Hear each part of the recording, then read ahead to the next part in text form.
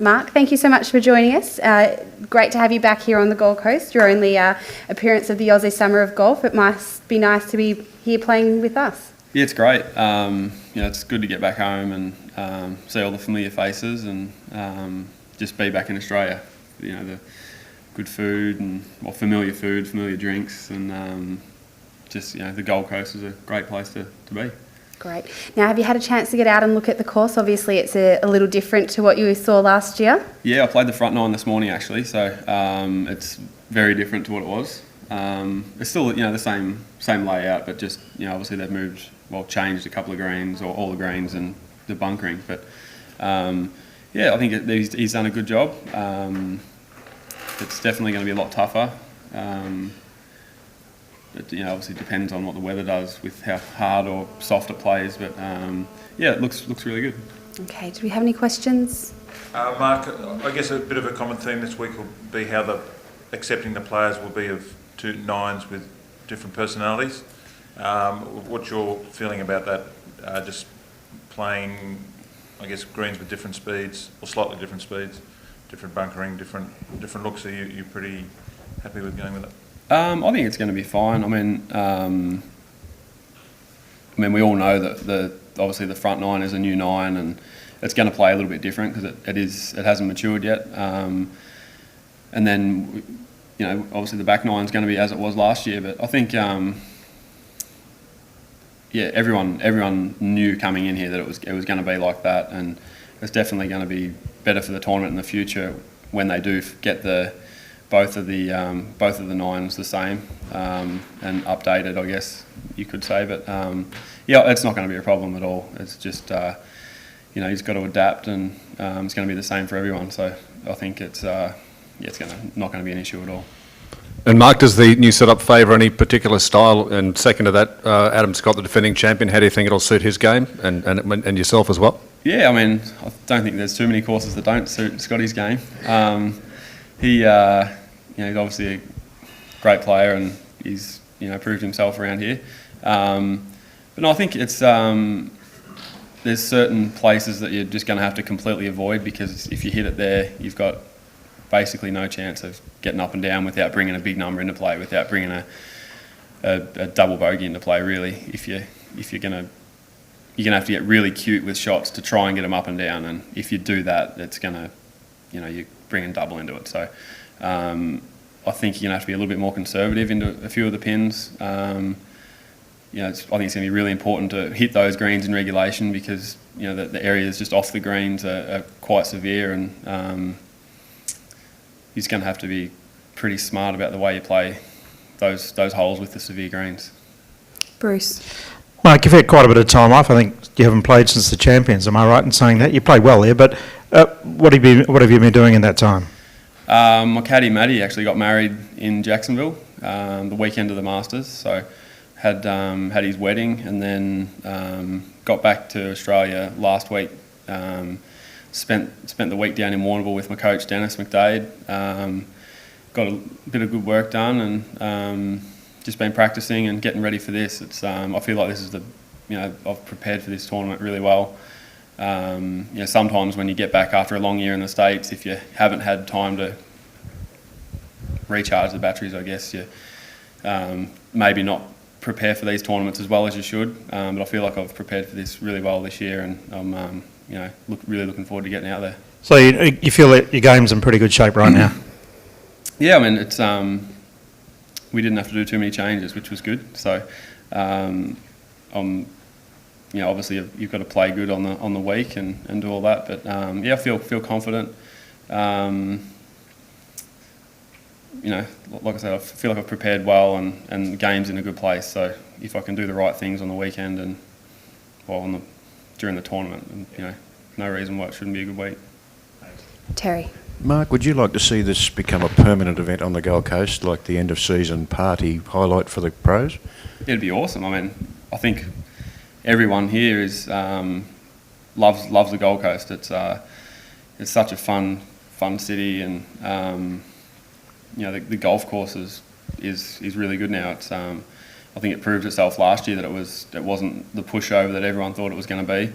now with the changes that have happened, it's just going to get better and better as the years go on, and it's definitely a great tournament to have as the last tournament of the year, because if you want to stay here for a week afterwards and holiday or party, you're right here, and it's just a fun place. There's definitely plenty to do. And may I ask you, if it comes down to the, in the final stages, that you have to go for the 8th, will you? Yeah, I think it's definitely gettable. I hit driver there today, and the water is reasonably close to the green if you don't want to hit it left, but there's enough room up there that I think a lot of guys will go for it. I think as long as the wind's in the right direction, I'll be probably hitting driver there and trying to make a 2 or 2-putt birdie. Zane. Mark, how do you describe season 2014 on the US PGA Tour for you? And given that at certain stages of the year you were up on the leaderboard at majors, where do you think you're at in terms of actually winning a major after that great effort at the US Masters a couple of years ago? Yeah, I felt pretty good about the year. It was probably my most consistent year so far. I'm not sure how many I had quite a few top 5s, and felt like I gave myself a lot of chances to win. Like you said, didn't win any, which was disappointing, but gave myself a lot of chances, and that's important for your confidence. And then just the more you do it, the easier it seems to get. You don't feel quite, whether it's your adrenaline's not pumping quite as much, and or you know how to control it. You know how your body reacts to it, and the more you get into that position, the easier it gets. And I played good in some bigger events, which is at the start of the year. You sit down and you work out what games or what courses suit your game, and then you try and get ready for those events. Obviously, you want to play well every week, but there is tournaments that do set up better for your game, and like the British Open, I felt like I had a good chance there. The Bridgestone, there was the Masters for a while. Obviously, that wasn't what I was after this year, but going into those tournaments next year, this year's play, the way I played in those this year will definitely help.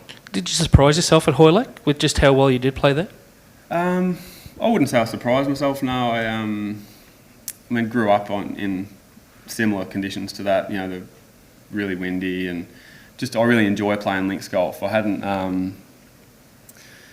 played as well in British Opens as what I would have liked in the past, and probably if you had said to me at this, 3 or 4 years ago, what is if there's one major that you feel like you could do the best in, what would it be? I would have picked that one, the British, but I'd never had good results in it. So I wouldn't say it surprised me, but it was pleasing to finally play good in one of those and give myself a chance. Ed. I asked John this. Obviously, you've played a bit on the tour with Jordan Spieth. We've just seen him over the past couple of weeks really sort of just dominate 2 tournaments in amazing style for a 21-year-old. It must be exciting to see somebody of that age doing as well as he is doing. Yeah, it's really impressive. I was watching the Australian Open on TV, and that last round he played. I've played the Australian, not since the changes, but I have played the Australian. I know it's a tough golf course.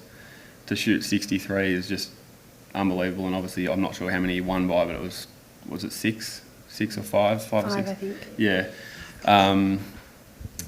that's impressive. And then obviously at Tiger's tournament, he just tailed everyone up.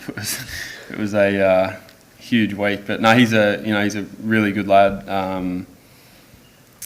and obviously he's been there for a while now, but I think now that he's getting that experience, he's obviously going to do some pretty special things, and he's started it. From what you've seen, what do you think he could potentially do as a golfer? Oh man, if he keeps playing the way he is, who knows? He's a huge talent, and he's really young. It'd be if Rory or it's hard to compare people to apples to apples, but he's doing similar things to what Rory did, so or has done. So he could. I guess world's at his feet. You know, he can do whatever he wants to do, just as long as he keeps things in check. Paul. Mark, I know you were there with Adam at the Masters a year ago, and what he did last summer back here, and that groundswell, and 6 guys then went on and won on the PGA Tour. How much of that is a driver for you moving forward into 2015? Because you're obviously right there with those guys, aren't you? Yeah, it's it's obviously great to be friends with Scotty and be able to ask him for advice when I need it, or he can help me out. It's just good to be able to whether it's play practice rounds with them guys or feel comfortable with them when you're in the last round of a tournament or whatever. It's he's obviously done very well, and I'd like to do something similar.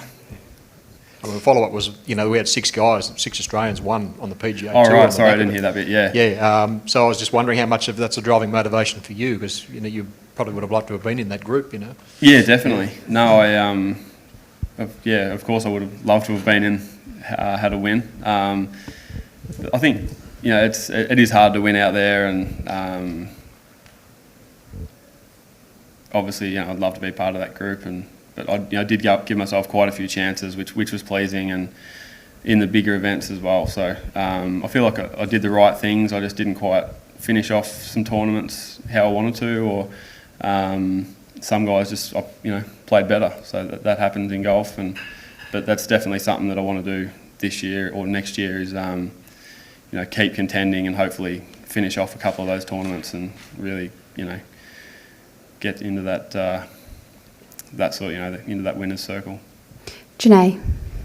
Mark, you had more top 10s than ever before, and more than half of your tournaments in the top 25.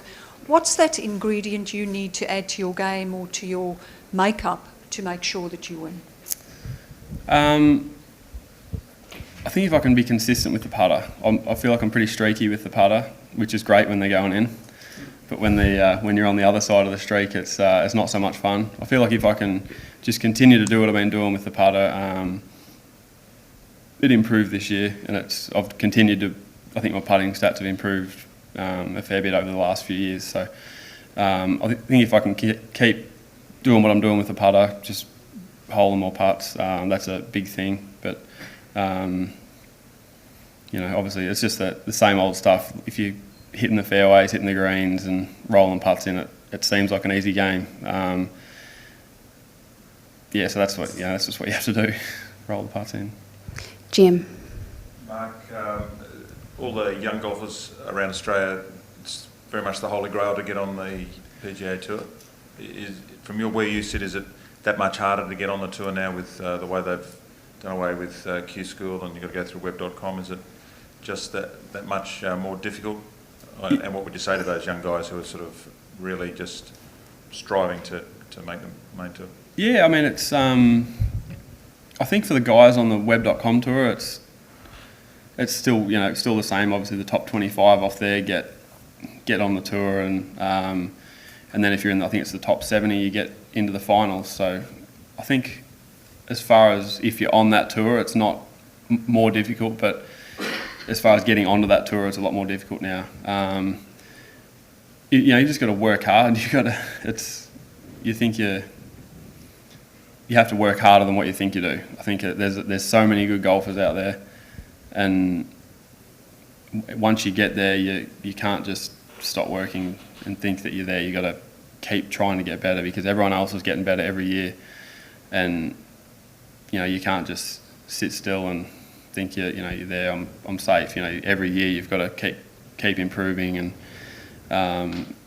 that's what I try and do every year. Is I just try and pick out the weak parts of my game, the parts that are going to be the easiest to improve, and improve them bits. And if I can do that and keep my strengths strong, I feel like that's going to help me. And it's working for me, I guess, at the moment. Hopefully, I can continue to improve next year and get into that winner's circle again. Thank you so much for your time today. Best of luck this week. No worries. Thank you.